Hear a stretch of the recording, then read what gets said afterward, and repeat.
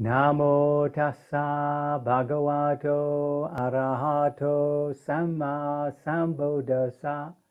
Namo tassa bhagavato arahato samma sambuddhassa.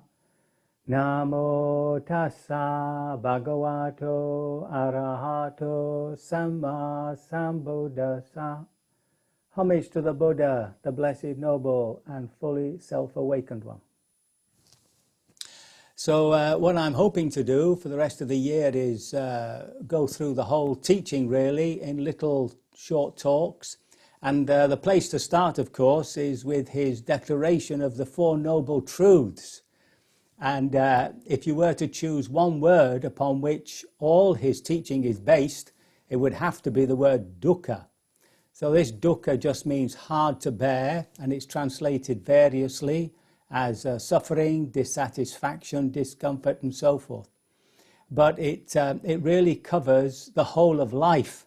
So it begins with dukkha dukkhata, which means the suffering of suffering, or the dissatisfaction of dissatisfaction.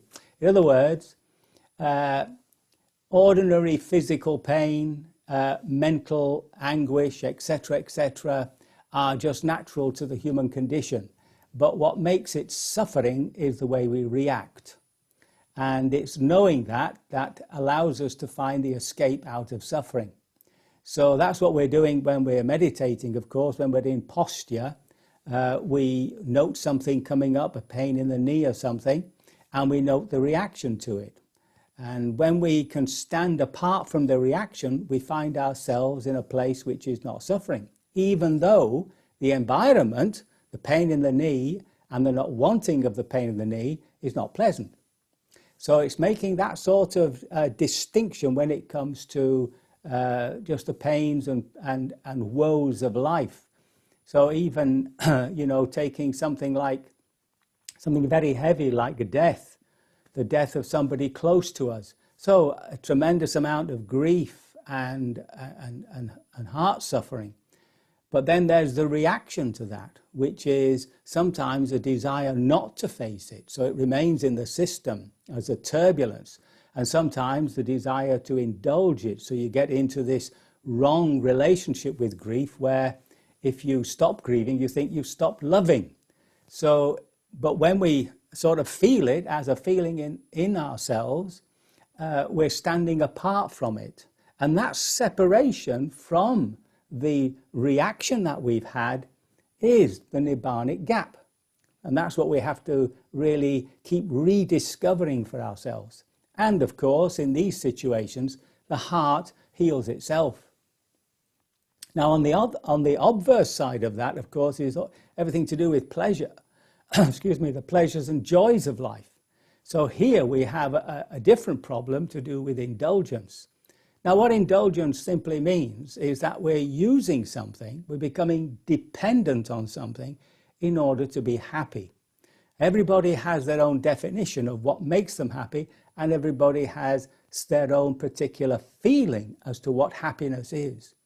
And we tend to believe that that's the purpose of our lives, to feel happy. When Sayadaw U Pandita turned up at IMS once, a woman said to him, I'm so happy to see you.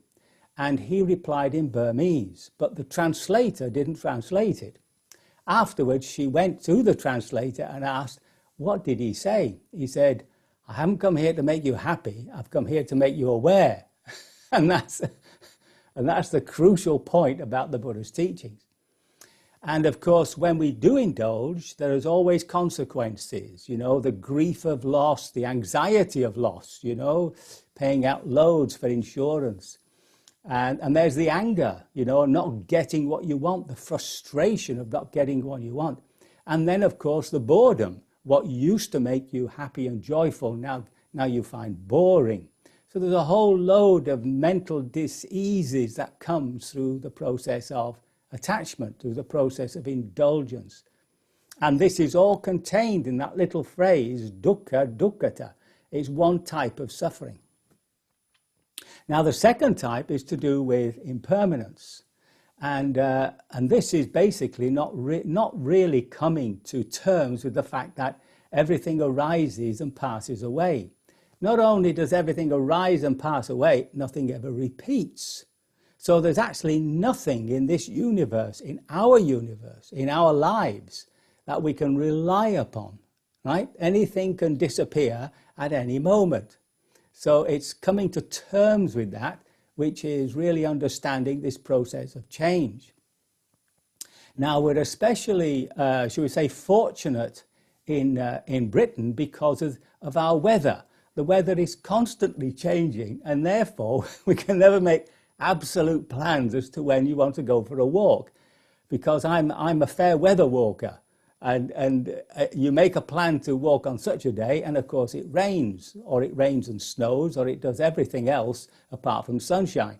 So this whole idea of impermanence comes across when we actually look at what we arrange sometimes, and sometimes we can't make it. And of course, at a deeper level, this whole impermanence, of course, is taking us to the whole process of aging and final death. And that's the difficult one to come to terms with, of course. But it's the quiet, gentle remembrance at all times, you know, just there, that everything comes to an end, life comes to an end.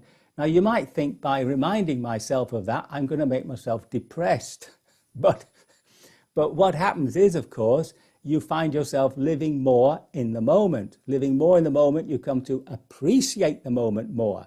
And therefore, paradoxically, your life becomes much more joyful for it. In the medieval times, of course, it was very regular to have your what was it called? Momentum, mori momentum. You're reminded of death, a little skull on your death or somewhere, so that you never actually forgot that, you know, life is short, and that whole attitude of coming to terms with impermanence is part and parcel of our practice. Yeah. The final one is to do with the concept of self. The concept of self, you know, creates a substantiality, something that is real, whole, entire unto itself. But actually, when we look even a little bit deeper, we can see that everything is compounded. Everything is made up of little bits and pieces, and these little bits and pieces are dependent on other little bits and pieces. And so this whole planet, as we know, is a living organism with little bits and pieces dependent on some other little bits and pieces. And it's beginning to dissolve, beginning to deconstruct our experience of ourselves, which is part and parcel of that process. Now, we wouldn't do that, or we'd be afraid to do that, if when we actually deconstruct everything, we find there's nothing there. I mean, that would be terrible. But what the Buddha is saying is that hidden within this organism, there is something which doesn't die. It wasn't born, doesn't die. It's not even conditioned. Now, where is it? What could it possibly be? And that's the process, again, of our meditation. So this sense of self is, shall we say, the fundamental delusion that lies at the basis of all our unhappinesses. It's the point where the awareness within us begins to experience this organism as itself. That's the big point of contact. And it's right there that the whole trouble of delusion begins.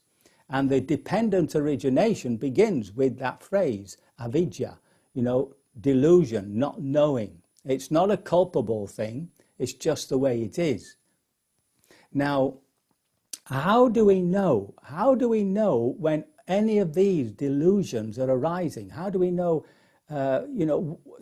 once we've sussed this out, once we've understood this, how do we know when it's activated? This is the point. How do we know when we are under the spell of these misunderstandings. So this is where the genius, you might say, or the real insight of the Buddha lies. It lies right there in our desires. So if we're aware of a desire, we'll be able to pinpoint what is causing that desire. And if it's wholesome, of course, we empower it. But if it's not wholesome, then we have to sit with that energy until it dies away. And to be aware of a desire as it rises takes that bit of appamado. It's his favorite word, one of his favorite words, which of course it's his second to last word in life. Appamado, somebody, that's right. Strive diligently for your liberation. So it's that sense of constantly bringing ourselves back to the present moment and being awake to any little desire that comes up. Most desires, are neither here nor there. There's a desire in me to wave my hand about like I'm doing now, but it's not something I'm going to be too bothered about. But if a desire is for something which I immediately perceive as unwholesome, unskillful, unvirtuous, then if I'm right there with the initial movement of that desire, the choice arises. Once I've activated it, that's it. I've lost that moment of little bit of choice. And once it's activated, then of course there are going to be results. So that second noble truth, the noble truth that desire is the cause of suffering, that's how the delusions manifest, okay? And then of course he says that there is an end to this suffering. And then finally, there's the path that he delineates, which is a bit too much for us to go into this evening. But most of you know it. It begins with right understanding, which is what we're doing now. And that, of course, changes our attitudes. And when our attitudes change, it affects the way we speak and what we do and our livelihood. So it all reverts back to this really understanding the way things are.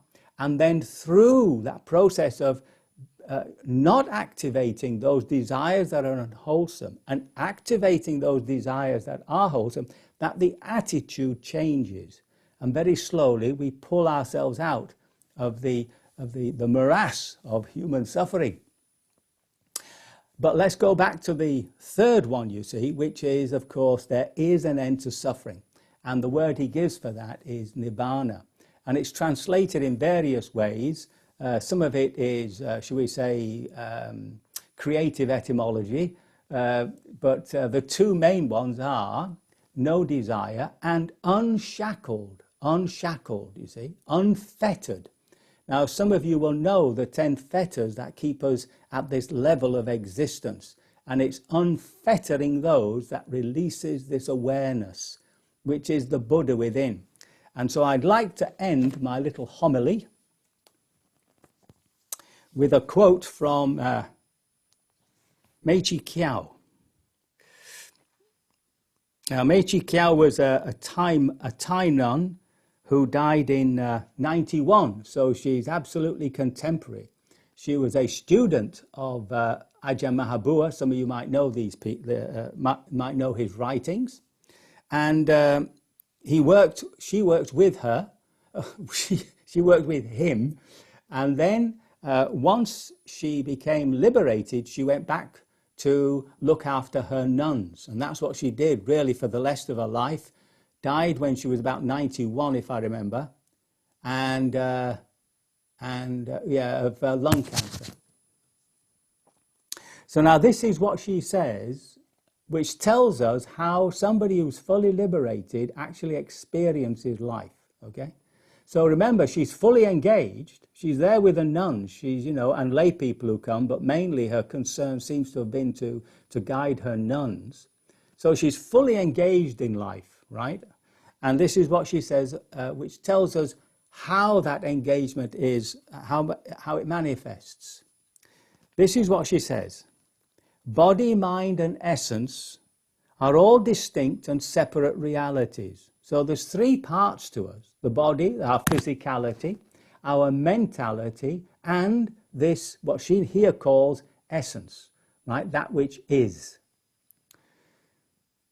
Absolutely everything is known, right? Which means that whatever comes into the awareness, whatever arises on the screen of consciousness, she knows it. You know, her mind isn't somewhere else. Earth, water, fire, and wind. So these, remember, are your four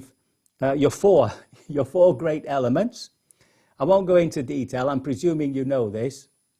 Then there's feeling, the body, feeling, perceptions, conceptual thinking, and then there are the habits that we have, and finally consciousness. She knows when sounds, sights, smells, tastes, touches, and emotions arise. She knows when, now this is interesting, when greed, anger, and delusion arise. All are known. I know them as they exist in their natural states. Now, it might surprise you to think that somebody who's fully liberated still has negative, unwholesome thoughts arise. But remember, the mind is now sort of habituated in a way of thinking.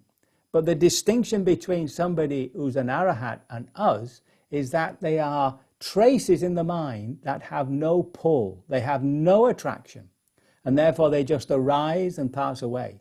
Whereas our habit, of course, is to jump and grab hold of them and off we go. And what she's saying is that these are just traces that pass through the mind. Now, no matter how much I'm exposed to them, I'm unable to detect even an instant when they have any power over my heart. And that's her next word for this Buddha within, her heart, right? It doesn't, remember, it's not the emotional heart. This isn't emotion. This is her real being. And they have no power over it. The awareness is there, right? Now, we experience that in our meditation on occasion. On occasion, when we're observing things, rising, passing away, we're in this state. We're having a little touch of Nibbana. All these things arise and cease. They're forever changing.